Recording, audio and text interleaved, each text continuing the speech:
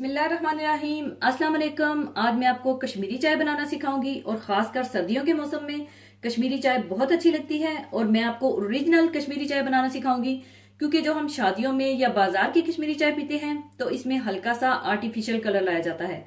और कश्मीरी चाय का कैसा कलर होना चाहिए, इसका अपना बड़ा खूबसूरत सा डल पिंक सा कलर होना चाहिए, जो कि ओरिजिनल होता है। तो इसको बनाने के लिए यहाँ मैं ले रही हूँ 4 कप पानी और दूध ½ लीटर या हस्बे जरूरत। और दूध जरा ज्यादा ही डालिएगा, क्योंकि इस चाय में थोड़ी थिकनेस होनी चाहिए, क्योंकि अगर आप कम दूध में पकाएंगे तो इसमें वो बात नहीं आएगी।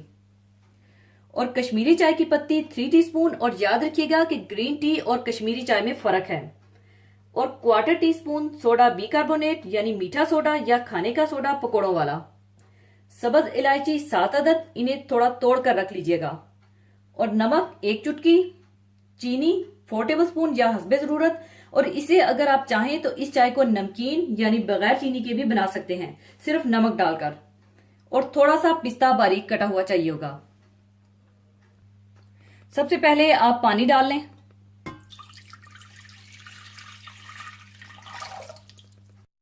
और इसमें डाल दें कश्मीरी चाय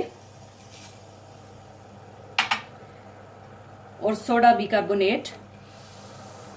और सोडा बिकार्बोनेट डालने से ही इसमें रंग निकलेगा। और सब्ज इलायची डाल दें।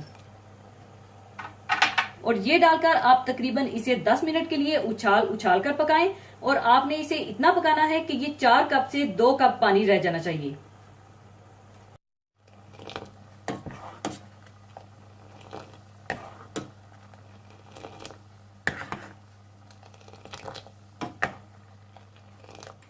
और यहां पर आप देख सकते हैं कि इसका अपना ओरिजिनल पिंक कलर आना शुरू हो चुका है।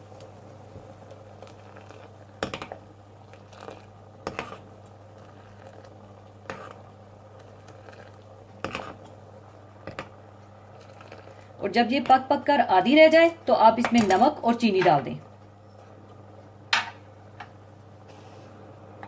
और साथ ही आप इसमें दूध भी डाल दें।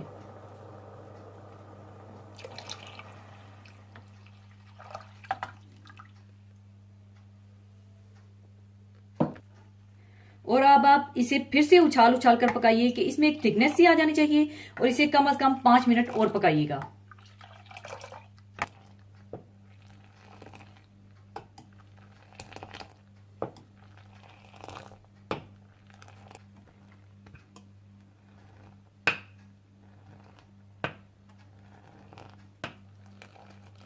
लीजिए, कश्मीरी चाय तैयार है। अब इसे मैं कप में डाल लूंगी।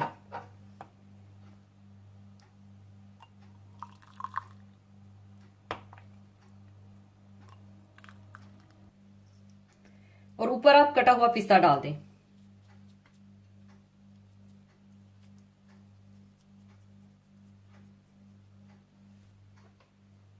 लीजिए, कश्मीरी चाय तैयार है। इसे आप गर्मा गर्म सर्व कीजिएगा। और जाने से पहले एक हदीसे पाक शेयर करना चाहूंगी। हदीसे पाक इस तरह से है। रसूलुल्लाह सल्लल्लाहु अलैहि वसल्लम ने इरशाद फरमाया, जो शख्स इस गर्ज के लिए किसी रास्ते पर चले कि इल्म की कोई बात सीखेगा तो अल्लाह ताला इसके लिए जन्नत के रास्ते को आसान फरमा देंगे। और इल्म तलब करने वाले के लिए इसके अमल पर इजहार खुशनुदी के लिए फरिश्ते अपने पर बिछाते हैं। हर मुसलमान के लिए दीन का कम अज कम इतना इल्म सीखना फर्ज है कि जिसकी रोशनी में वो जहालत की रवश से अपने आप को बचाकर अपनी जिंदगी को सही खतूत पर गामजन कर सके, जिनके जरिए वो अपनी रोजमर्रा की जिंदगी इस्लामी तालीमात के मुताबिक गुजार सके, यानी नमाज, रोजा, हज और ज़कात के जरूरी मसाइल और वो जरूरी मामलात जो इसकी जिंदगी में पेश आते हैं। इनके बारे में हलाल और हराम और जायज और नाजायज के अहकामात। दीन का इल्म फहम तमाम भलाइयों का सरचश्मा है।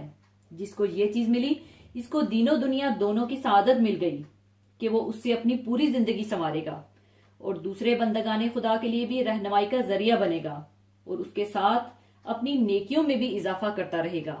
बेशक इल्म की वजह से बंदा उम्मत के बेहतरीन अफराद तक पहुंच जाता है और आखिरत के बुलंद रुतबों को हासिल कर लेता है। इल्म की अहमियत का अंदाजा इससे भी लगाया जा सकता है कि अल्लाह ताला ने अपने महबूब हजरत मोहम्मद सल्लल्लाहु अलैहि वसल्लम को जो पहली वही अता फरमाई वो सूरह अलग की इब्तदाई 5 आयतें हैं, जिनका मौजू भी इल्म ही है। लिहाजा जहां कहीं से भी दीन की कोई बात सीखने का मौका मिले इसको गनीमत जानना चाहिए, क्योंकि इल्म ऐसा समंदर है जिसके किनारों की कोई हद नहीं। ये इल्म ही अंबिया अलैहिस्सलाम का विरसा है। बिलाशुबा इल्म जन्नत के रास्तों का निशान है। इसी के साथ मैं आपसे इजाजत चाहूंगी। अपना बहुत ख्याल रखिएगा, दुआओं में याद रखिएगा। अल्लाह हाफिज।